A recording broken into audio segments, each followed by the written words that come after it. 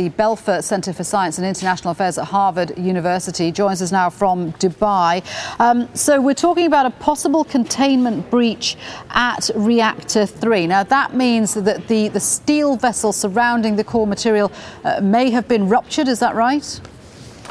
That is correct. I mean, so far what many observers think is that due to the explosion, a hydrogen explosion on March 14th at reactor number 3, that this has been the main cause of the breach of the containment unit.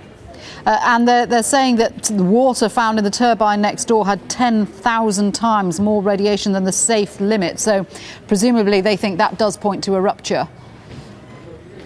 Yes, absolutely. That's correct. I mean, one of the main issues is that because the core has been breached due to the explosion, there has been increased amounts of radiation that have been released into the atmosphere. And as of yet, the cooling systems are not back online.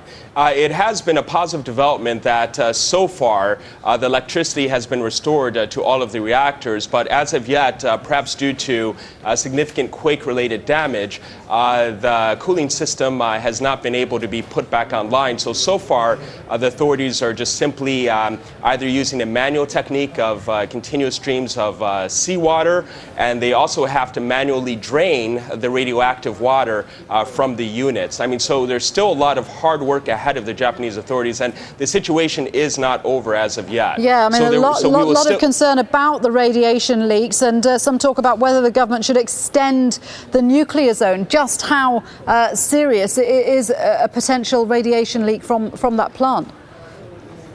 Okay, well, the thing is, there are continuous radiation leaks because you have to release the pressure of the reactor cores, or you have to basically vent them. And the way that they vent them is by releasing the radioactive gas into the atmosphere. So, I mean, that is part of the process of attempting to bring the plant under control. So we will still continue to see vents of radioactive gas into the atmosphere, and there will be, of course, with each puff of steam or each, let's say, smoke that is released into the atmosphere, there will continue to be an accumulation of radiation in the surrounding environment. So that's going to happen until the cooling systems can be put back online in a consistent basis. But how do you, I mean, how much of a worry is a rupture? I mean, a rupture is an uncontrolled leak, isn't it? Yes, a rupture is uncontrolled. But we're still at the stage where the Japanese authorities are attempting to bring the pressure and the temperature under control.